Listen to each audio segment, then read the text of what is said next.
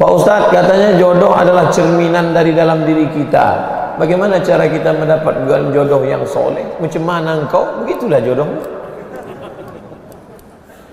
Kalau kau sholat subuh jam 7, binimu jam 8. Oh, minta bini yang soleha, kaya, cantik, beriman. Oh, tak sembahyang. Sembahyang sholat Idul Fitri pun masbuk. Mana? Tak sesuai. Oleh sebab itu yang sekarang belum menikah, perbaiki dirimu, taubat nasuha, at-taibu minadz dzambi kama la dzambalah. Orang yang taubat dari dosa-dosanya seperti orang yang tak berdosa.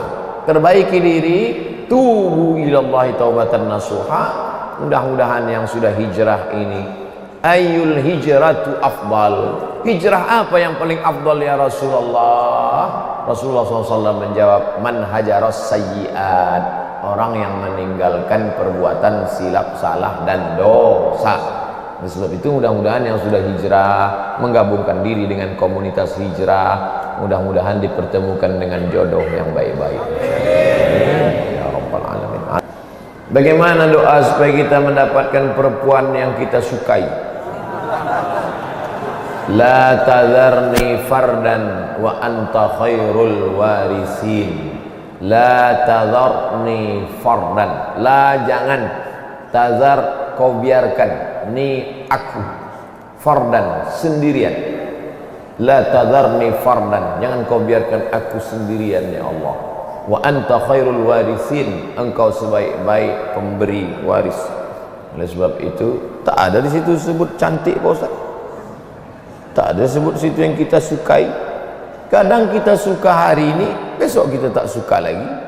Kadang hari ini nampak kita dia yang paling cantik, rupanya besok ada yang lebih cantik lagi. Jadi kita minta kepada Allah bukan yang sesuai dengan kehendak kita, tapi yang sesuai dengan ridha Allah Subhanahu wa ta'ala. Bahwa sesudah itu dapat satu lagi, berarti itu lebih diridhai Allah. Ustaz, kalau misalkan ada khotib sholat Jumat yang waktu khutbah salah satu dari 5 rukun khutbah itu ada yang lewat, apakah kita makmum sholat Jumat itu ngasih tahu? Ya, antum yang sedang itu khotib di atas mimbar kasih tahu, Pak Khotib itu lupa sholawat tadi. Apakah batal khutbah Jumat? Tapi katanya idza sa'idal khatibu 'alal mimbar, kalau khotib sudah naik mimbar, fala yatakallamanna ahadukum, janganlah kamu bicara. Wa may yatakallam faqad lagha, siapa yang bicara maka sia-sia. Wa man lagha fala jum'atalah, siapa yang sia-sia maka tiada Jumatlah baginya. Bagaimana itu Pak Ustaz? Coba tengok hadis lain. Ketika Nabi sedang khutbah, tiba-tiba ada seorang laki-laki di pintu masjid Nabawi mengatakan, halakatil amwal, onta kami sudah mati, korma kami sudah kering, hancur kampung halaman kami, berdoalah ya Rasulullah. Nabi tak marah, Nabi tak katakan diam-diam. Langsung Nabi mengangkat tangan, itulah istisqa, minta hujan saat dalam khutbah Jumat. Artinya jamaah boleh bicara kepada khotib, maka dia sampaikan. Rukun khutbah itu 5, bukan banyak. Alhamdulillah, wassalatu wassalamu ala rasulillah, Allahumma salli ala sayyidina Muhammad wa ala ali Muhammad. Ya ayyuhalladzina amanu taqullaha haqqa tuqatih, usikum wa nafsi bi taqwallah, Allahumma fir lil muslimina wal muslimat. Cuma 5 saja. Alhamdulillah, salawat, ayat, wasiat takwa, doa, cukup. Laki-laki yang ada di sini semua wajib menghafal rukun khutbah dan mengingatnya ini. Mana tahu nanti antum dalam suatu daerah anak-anak muda KKN sampai di situ pengumuman dari masjid, hari ini kita tidak ada sholat Jumat karena khotibnya baru meninggal. Antum harus naik ke atas, naik antum ke atas, antum baca alhamdulillah wassalatu wassalamu ala rasulillah ya ayyuhalladzina amanu taqullaha haqqa tuqatih usikum wa nafsi bi taqwallah. Udah, duduk antum. Habis itu naik lagi ke atas, alhamdulillah wassalatu wassalamu ala rasulillah, Allahumma salli ala sayyidina Muhammad. Ya ayyuhalladzina amanu taqullah usikum wa nafsi bitaqwallah. Allahumma fil lil muslimin wal muslimat. Innallaha ya'muru bil. Kalau enggak hafal udah diam, dah turun. Selesai salat Jumat. Habis salat Jumat semua komplain. Pendek kali khutbahnya kata dia. Syukur aku bisa, kalian tak bisa lagi. Penting 5 rukun sudah tercapai. Bahkan di beberapa daerah yang khutbah Jumatnya mesti pakai bahasa Arab, itu khutbahnya pendek aja. Tapi justru sebelum sholat Jumat itu diisi dengan tausiah. Seperti di Pariaman, Sumatera Barat, yang masih mewajibkan khutbah pakai bahasa Arab. Di beberapa tempat di Pulau Jawa, justru sebelum sholat itu panjang tausiah agak 1 jam, nanti khutbah pendek saja, sholat ayatnya panjang. Nah, ini tentang masalah rukun pada khutbah Jumat menurut mazhab Syafi'i. Tapi ada juga mazhab yang tidak pakai model 5 tadi. Yang penting asal sudah ada wasiat takwa di dalamnya cukup. Tapi saya pribadi yang mengamalkan mazhab Syafi'i, selalu 5 rukun itu saya ulang lagi di khutbah kedua. Makanya khutbah kedua itu tak saya campur lagi pakai bahasa Indonesia. Saya kalau khutbah kedua itu murni bahasa Arab. Dan tak saya robah-robah, itu saja. Alhamdulillah, wassalatu wassalamu ala rasulillah wa ala alihi wa sahbihi wa man tabi'ahu wa mawala. Asyhadu an la ilaha illallah wahdahu la syarika lah, wa asyhadu anna sayyidina Muhammadan abduhu wa rasuluh la nabiyya ba'dah. Allahumma salli ala sayyidina Muhammadin nabiyil ummi wa ala alihi wa sahbihi wa barik wa sallim. Lalu kemudian saya baca doa, lalu kemudian turun 5 rukun khutbah di khutbah kedua supaya tetap mengikut mazhab. Wallahu a'lam. Bagaimana cara menghafal cepat mutqin? Tentu lain tempat, lain ustadz, lain metode yang dipakai. Kami dulu di Al-Azhar 1 tahun 2 juz. Tahun 2 juz, tahun 3 2 juz, tahun 4 2 juz. Pertama dihafal sebelum subuh, karena kepala kita masih kosong, memorinya masih kuat. 1 halaman, hafal 1 halaman. Setelah hafal diulang-ulang dalam sholat sunat, qabliyah subuh, qabliyah zuhur, sholat zuhur, qabliyah ba'diyah zuhur, qabliyah asar, sholat asar, qabliyah maghrib, ba'diyah maghrib, qabliyah isya, ba'diyah isya. Kemudian diulang lagi, ditulis. Innallaha la yastahi an yadriba mathalan ma ba'udatan fama fawqaha. Karena metode menulis itu menguatkan. Tulis tumban. Dihafal sebelum subuh, terhunjam dia di kepala, diulang. Karena kepala kita ini sama seperti 1 kali baca titik, 2 kali baca titik, 3 kali baca garis, 4 kali baca garis agak panjang, 5 kali baca garis menyatu, 5 kali garis tipis, 6 kali garis tebal. Kuat dia waktu sebelum subuh itu di kepala. Diulang-ulang dalam sholat dengan pertolongan Allah, doa para malaikat, dibantu dengan tulis. Tapi dia bisa juga hilang. Syakautu ila waqi'in su'a hifzi. Aku melapor kepada Imam Waqi' tentang hafalanku yang kacau. Fa arsyadani ila tarkil ma'asi. Dia pesankan padaku tinggalkan perbuatan maksiat. Di annal ilma nurun, karena ilmu itu cahaya. Wa nurullahi la yuhda lil 'asi.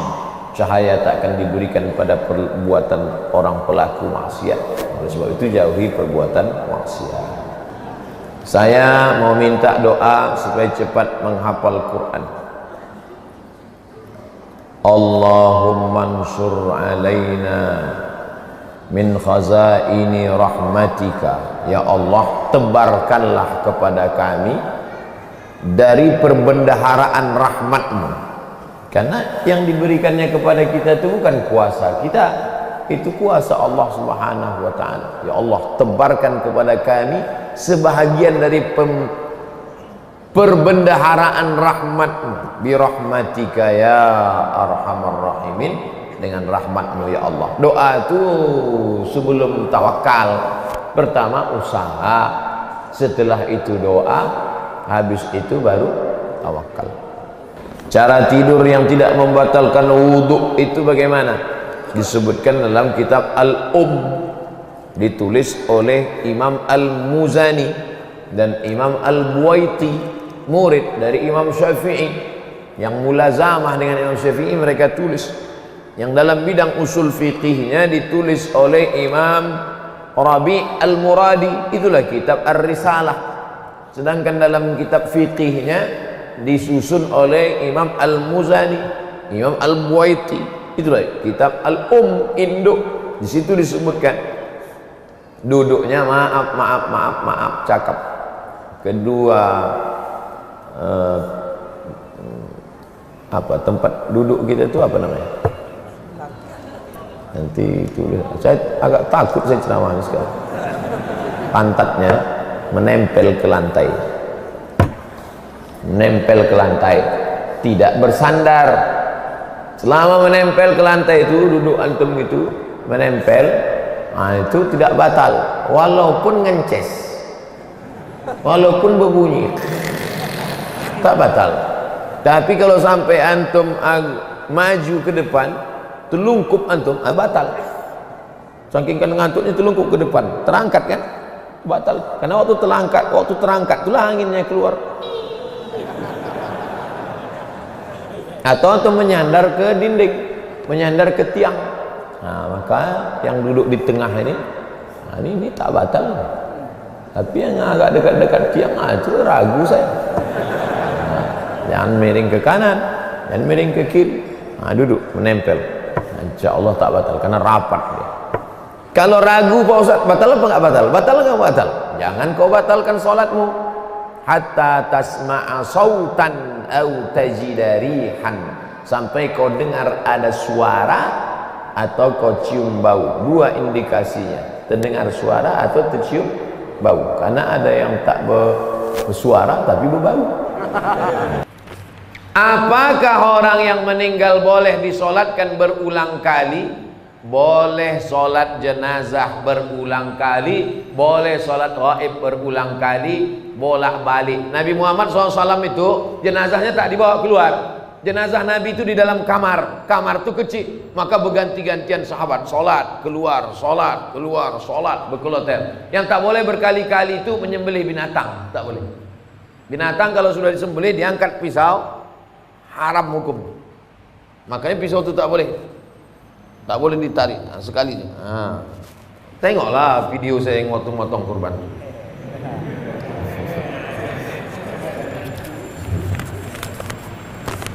Ibu saya mu'allaf, Chinese, masuk Islam, menikah dengan bapak saya. Yang saya tanyakan bagaimana kalau saya berdoa untuk kakek nenek saya yang bukan Islam, sampai apa tidak Pak Ustaz? Maka nastighfaru Ibrahim li abihi illa am mau'idatin wa'adaha iyyah. Ibrahim berdoa untuk bapaknya Azar, mati dalam keadaan kafir, lalu dimintakannya doa. Itu illa am mau'idatin, karena janji saja.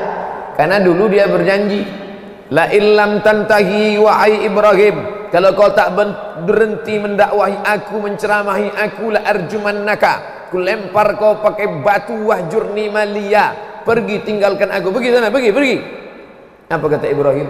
Sa'astaghfiru laka rabbi. Ini dia janji, akan ku mintakan ampun kepada Allah atas dosa-dosamu wahai ayahku, innahu kana bi hafiya.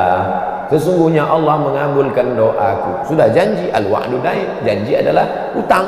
Walladzina hum li amanatihim wa ahdihim ra'un. Orang beriman itu menunaikan janji. Nah, maka janji itu dia tunaikan.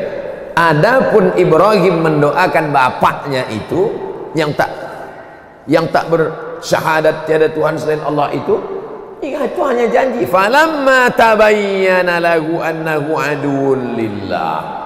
Ketika sudah jelas bapaknya itu musuh Allah, tabarra'a minhu. Dia pun melepaskan diri. Itu dalil tak boleh mendoakan orang yang tidak ahlul qiblah, bersyahadat asyhadu an la ilaha illallah. Lalu bagaimana kita mendoakan dia? Aku serahkan kepada Engkau ya Allah. Serahkan kepada Engkau ya Allah. Seperti Nabi Isa alaihissalam, in tu'adzibhum fa innahum ibadu. Kalau kau azab mereka, mereka adalah hamba. Oleh sebab itu maka kita tidak mendoakan, tak diajarkan mendoakan dalam Islam. Makanya salam pun tidak. La tabda'ul yahuda wan nasara bis salam. Hadis sahih. Jangan kau mulai mengucapkan salam kepada Yahudi dan Nasrani. Tak boleh kita mengucapkan salam assalamualaikum warahmatullahi, karena di dalam itu ada doa keselamatan untukmu, rahmat Allah untukmu, berkah Allah untukmu. Tak boleh. Kalau dia yang duluan mengucapkan salam, idza sallama alaikum ahlul kitab, kalau dia duluan mengucapkan salam, faqulu, maka jawablah balasannya wa alaikum, kamu juga. Ala hadhihi niyyah wa kulli niyatin salihah, untuk niat yang baik. Mudah-mudahan anaknya menjadi para penghafal Quran, yang sakit diberikan kesembuhan, yang sudah meninggal dunia dijadikan kuburnya salah satu dari taman-taman surga, dijauhkan dari lubang-lubang neraka. Ala hadhihi niyyah wa kulli niyatin salihah. Al-Fatihah. A'udzu billahi minasy syaithanir rajim. Bismillahirrahmanirrahim. Alhamdulillahi rabbil alamin. Ar-Rahmanir Rahim. Maliki yaumiddin. Iyyaka na'budu wa iyyaka nasta'in. Ihdinas siratal mustaqim. Siratal ladzina an'amta 'alaihim ghairil maghdubi 'alaihim waladdallin.